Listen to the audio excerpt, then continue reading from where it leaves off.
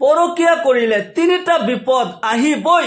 যিসকল পুৰুষ মহিলা পৰকীয়া প্ৰেম কৰে, জিনা ভেবিচাৰীত লিপ্ত হয়, তেওঁলোকৰ জীৱনত তিনিটা বিপদ বাঞ্ছনীয়, কোনো কাৰণত ৰক্ষা নাপাব। আজিৰ তাৰিখত এই পৰকীয়া প্ৰেম ট্ৰেণ্ডিঙত চলিছে, যাৰ ফলস্বৰূপে কিমান ডিভোৰ্চ হৈছে, কিমান ল'ৰা ছোৱালী লাৱাৰিছৰ জীৱন কটাইছে। ল'ৰা ছোৱালীৰ জীৱন এক সাজালৈ পৰিণত হৈ গৈছে মাত্ৰ মা বাবাৰ পৰকীয়া প্ৰেমৰ কাৰণে, জিনা ভেবিচাৰীৰ কাৰণে। হে মোৰ মা ভনীসকল, হে আমাৰ দিনী ভাই বন্ধুসকল, কিছু মুহূৰ্তৰ শান্তিৰ কাৰণে লাইফ বৰবাদ নকৰিব। আদল ইনসাফ ফকত হাশৰ পে মৌকুফ নেহি, জিন্দগী খুদ গুনাহো কি সাজা দেতি হে। সকলো পাপৰ শাস্তি যে আখিৰাততেই হ'ব, মৃত্যুৰ পিছতেই যে সকলো পাপৰ শাস্তি হ'ব তেনেকুৱা কোনো কথা নহয়। এই জীৱনেও আপোনাৰ মোৰ পাপৰ শাস্তি দিয়ে। যিসকলে এই পাপ কৰে, পৰকীয়া প্ৰেম কৰে, জিনা ভেবিচাৰীত লিপ্ত হয়, তেওঁলোকৰ জীৱনত তিনিটা বিপদ বাঞ্ছনীয়। এক নম্বৰত তেওঁলোকৰ কাৰণে এই পৃথিৱী তংগ হৈ যাব। এই পৃথিৱীত কতোৱেই তেওঁ শান্তি নাপাব। টকা পইচা, ধন দৌলত, বিলাসিতা যিমানেই নাথাকক কিয়, জীৱনত যিটো মানসিক শান্তি, সেই শান্তি যিমানে তালাশ কৰক কতোৱে শান্তি নাপাব। জীৱন এক তংগ হৈ যাব, জীৱন এক সাজালৈ পৰিণত হৈ যাব। আল্লামা সাঈদ আহমদ পালনপুৰী সাহেবে লিখিছে, সাজাৰ তিনিটা তৰিকা হয়। বান্দাই যেতিয়া গুনাহ কৰে, বান্দাই যেতিয়া পাপ কৰে, তিনি ধৰণৰ সাজা আল্লাহ তাআলাই দিয়ে। এটা হৈছে নাকিৰ, 2 নম্বৰ তাখিৰ, 3 নম্বৰ খুফিয়া তদবিৰ। মনত ৰাখিব, নাকিৰ, তাখিৰ আৰু খুফিয়া তদবিৰ। বান্দাই যেতিয়া কোনো পাপ কৰে, 1 নম্বৰত আল্লাহ তাআলাই তাৰ জীৱনত কিবা বালা মুসিবত দিয়ে, কিবা বিপদ দিয়ে, আৰু যাতে বান্দাই সেই ভুল কৰিবলৈ ভয় কৰে, যাতে সেই ভুলৰ পৰা বাচি যায়, যাতে সজাগ হয়, আল্লাহ তাআলাই সেইজন বান্দাৰ প্ৰতি মেহেৰবান হয়, দয়াময় হয়। সেই কাৰণে তাক সজাগ কৰে যে তুমি এনেকুৱা ভুল কৰি আছা, তুমি ভুল নকৰিবা, তুমি যি পাপ কৰিছা তওবা কৰা আৰু ভৱিষ্যতে কোনো পাপ নকৰিবা। আল্লাহ তাআলাই প্ৰথমতে ভুল কৰাৰ লগে লগে কিছুমান পেৰেশানি দিয়ে, কিছুমান বিপদ আপদ দিয়ে, আৰু ইয়াৰ মতলব হৈছে যে আল্লাহ তাআলাই সেইজন বান্দাক ভাল পায়, যাৰ কাৰণে বিপদ দি পেৰেশানি দি তাক সজাগ কৰিব বিচাৰিছে।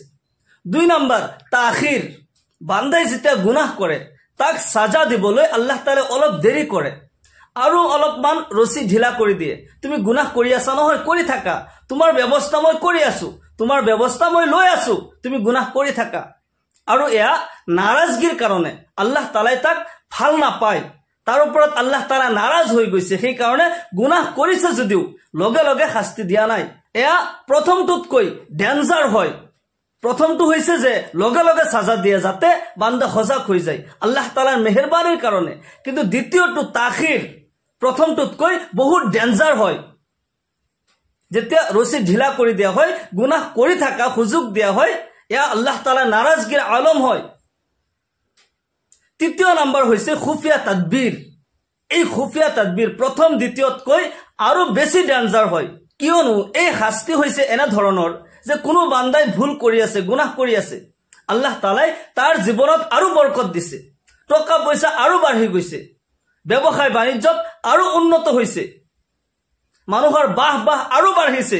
যিমানে গুনাহ কৰিছে ইমানে জীৱনত শান্তি আহিছে, বাহৰ কোনো অভাৱ নাই, বিলাসিতা জীৱনত ভৰপুৰ হৈ আছে। কিন্তু এই শান্তি বিলাসিতা পাই মানুহজন আল্লাহ ৰাসূলৰ পৰা বিলকুল গাফিল হৈ গৈছে। জীৱনত যেতিয়া শান্তি উপভোগ কৰি থকা অৱস্থাত আচানক ভাৱে আল্লাহ তাআলাৰ গজব আহি যায়।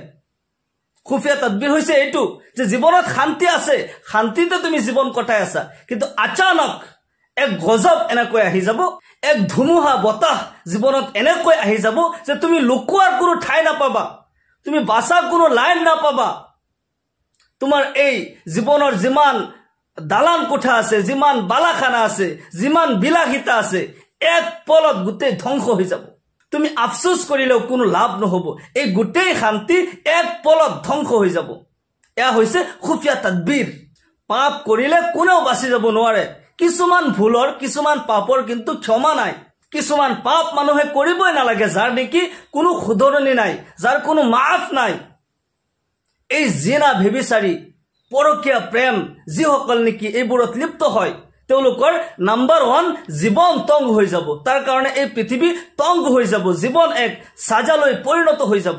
যিসকলে পৰকীয়া কৰে, জিনা ভেবিচাৰীত লিপ্ত হয়, তেওঁলোকৰ দ্বিতীয় নম্বৰ শাস্তি হৈছে এনেকুৱা ৰোগত আক্ৰান্ত হ'ব যাৰ মেডিচিন এই পৃথিৱীত সৃষ্টি হোৱা নাই।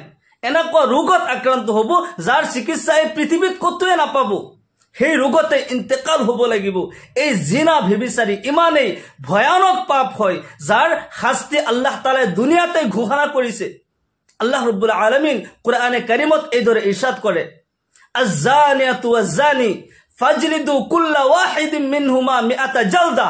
যিসকল পুৰুষ মহিলা ভেবিচাৰীত লিপ্ত হৈছে, জিনা কৰিছে, তেওঁলোকৰ নাৰী পুৰুষ দুইজনকে কঁকাললৈকে পুতি দিয়া আৰু পাথৰ মাৰি মাৰি হত্যা কৰি দিয়া, যাতে দুনিয়াত দেখা মানুহবিলাকে এইবোৰৰ পৰা শিক্ষা ল'ব পাৰে, যাতে এই গুনাহৰ পৰা, এই পাপৰ পৰা বাচি যাব পাৰে।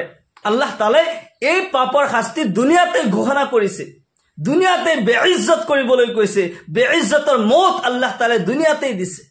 জিনা ভেবিচাৰীত যিসকল লিপ্ত হয় তেওঁলোকৰ এই দুটাটো হৈছে দুনিয়াবী শাস্তি। আখিৰাতত তৃতীয় নম্বৰ যিটো শাস্তি সেয়া হৈছে আখিৰাতত। আল্লাহৰ ৰাসূল জনাবে মুহাম্মদুৰ ৰাসূলুল্লাহ সাল্লাল্লাহু আলাইহি ওয়াসাল্লাম ইৰশাদ কৰে, যিগৰাকী মহিলা দুনিয়াত থাকোতে জিনা কৰিলে, ভেবিচাৰীত লিপ্ত হ'ল, কিয়ামতৰ দিনাখন সেইগৰাকী মহিলাৰ পেটত জুইৰ সন্তান দিয়া হ'ব। নাউজুবিল্লাহ, জুইৰ সন্তান তাৰ পেটত থাকিব আৰু সেই জুইৰ সন্তানে, অগ্নিৰ সন্তানে কলিজা চুবাই থাকিব। আল্লাহ ৰাব্বুল আলামিন 5 জন ফেৰেশতা সেইগৰাকী মহিলাৰ ওচৰত পঠাই দিব।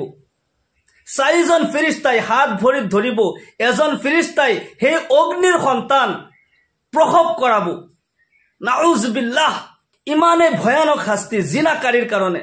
আল্লাহৰ ৰাসূল জনাবে মুহাম্মদুৰ ৰাসূলুল্লাহ সাল্লাল্লাহু আলাইহি ওয়াসাল্লাম যেতিয়া মেৰাজলৈ গৈছিল, আল্লাহ তাআলাই তেখেতৰ হাবিব সাল্লাল্লাহু আলাইহি ওয়াসাল্লামক এই ৰুয়ে জমিনৰ পৰা সপ্তম আসমানলৈকে ভ্ৰমণ কৰাইছিল। এক ৰাতিৰ ভিতৰত, এক ৰাতিৰ কিছু মুহূৰ্তৰ ভিতৰত।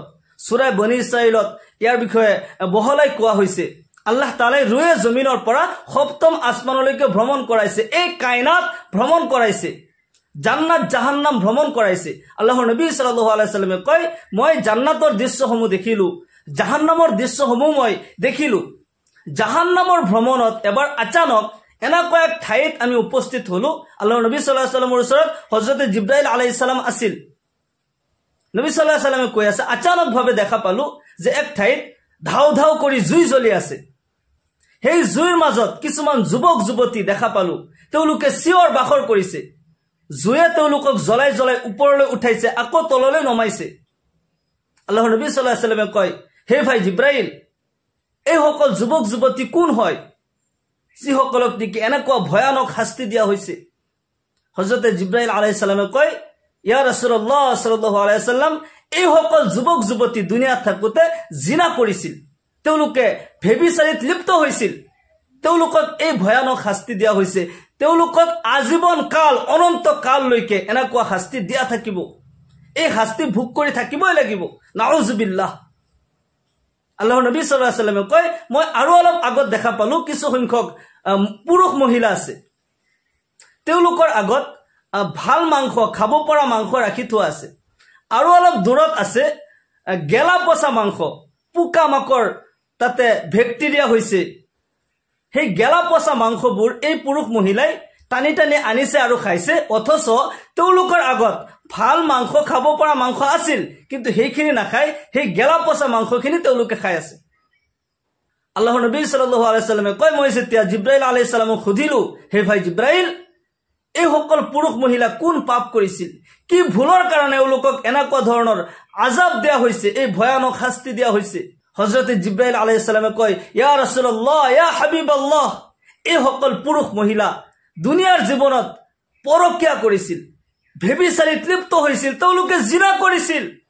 এই পুৰুষসকল তেওঁলোকৰ বৈধ স্ত্ৰী থকাৰ পিছতো তেওঁলোকে গায়ৰ মেহৰুম তিৰোতাৰ লগত পৰকীয়া প্ৰেম কৰিছিল, জিনা কৰিছিল, ভেবিচাৰীত লিপ্ত হৈছিল।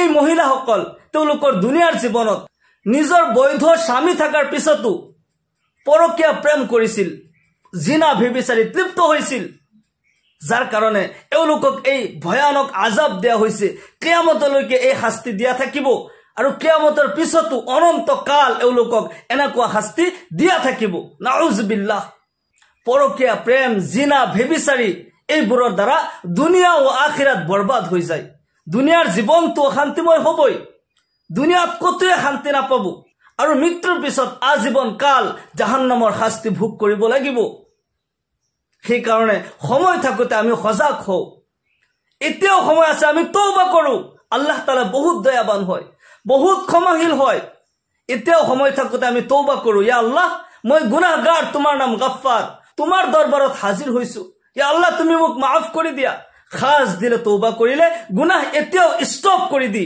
এতিয়াও তওবা কৰিলে আল্লাহ তাআলাই হয়তো মাফ কৰি দিব নহলে ইহকাল পৰকাল বৰবাদ হৈ যাব আল্লাহ ৰাব্বুল আলামিন আমাক সকলো পুৰুষ মহিলা যুৱক যুৱতী সকলোকে এই জিনা ভেবিচাৰিৰ পৰা পৰকীয়া প্ৰেমৰ পৰা আমাক সকলোকে হেফাজত কৰক সকলোকে আল্লাহুম্মা আমিন ওয়া আখিৰু দাওয়ানা আনিল হামদুলিল্লাহি ৰাব্বিল আলামিন আসসালামু আলাইকুম ওয়া ৰাহমাতুল্লাহি ওয়া বাৰাকাতুহু